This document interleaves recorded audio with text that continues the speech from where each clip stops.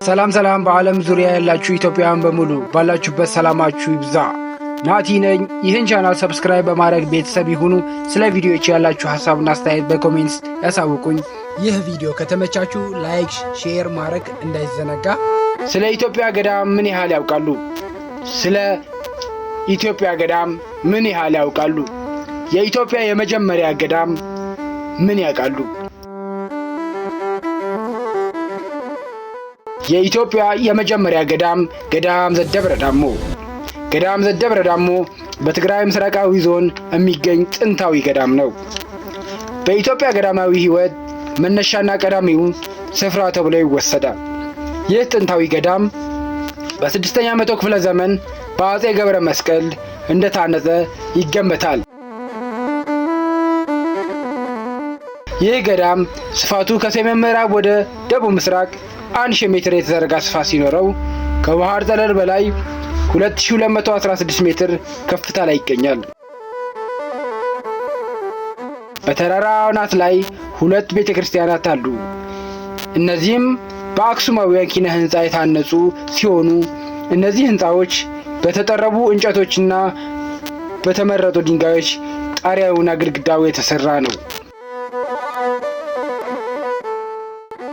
ይህ ገዳም ለየት የሚያደርጉ ነገሮች መካከል ወደ ገዳሙ መግቢያ መንገድ አንድ እንደመሆኗ ያቺ መንገድ ከቆዳ የተሰራ ወፍራም ገመድ በወገብህ ታስረህ ሽቅብ በመነኩሴ ክንድ እየተጎተት ልትወጣ ግድ ይልሃል። ይህ ስፍራ ታሪክ እንደሚያወሳው ከሆነ ወደ አናቱ መውጫ ነበረው።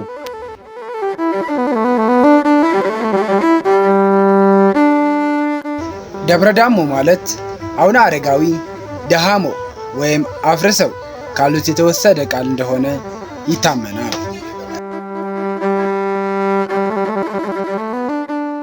ገዳም ደብረ ዳሞ ሌላኛው ለየት ከሚያደርገው መካከል ሴቶችና ሴት እንስሳት የማይገቡበት ፍጹም የተከለከለ ገዳም እንደመሆኑ ይህ ገዳም የወንዶች ገዳም ነው። ገዳም ደብረ ዳሞ ከሩቅ ሲታይ ጠረጴዛ የሚመስል ቅርጽ ነው። አቡነ አረጋዊ ወይም ዘሚካኤል አረጋዊ በ5ኛ ክፍለ ዘመን ወደ ኢትዮጵያ ክርስትና ለማስፋፋት ከመጡ 9 ቅዱሳን አንዱ ናቸው። ገድላቸው እንደተጻፈው ዘራቸው ከሮም ነገሥታት ቤተሰብ ሲሆን አባታቸው ይስሐቅ እናታቸው ደግሞ አድና ይባላሉ።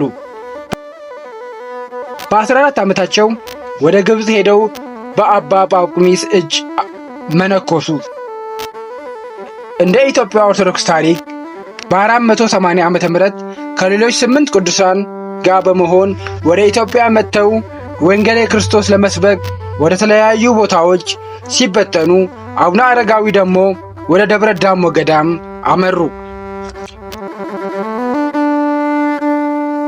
ወደ ተራራው ጫፍ ላይ የወጡት በዘንዶ ተጭነው እንደሆነ ገድላቸው ይነገራል።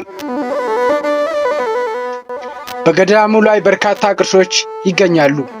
ከነሱ መካከል 12 የሚሆኑ የወርቅ መስቀል፣ በወርቅና በብር የተሰሩ ቅዱሳን መጻሕፍት፣ የሐዋርያ ጳውሎስ ታሪክ መጽሐፍ እና ሌሎችም ይገኛሉ።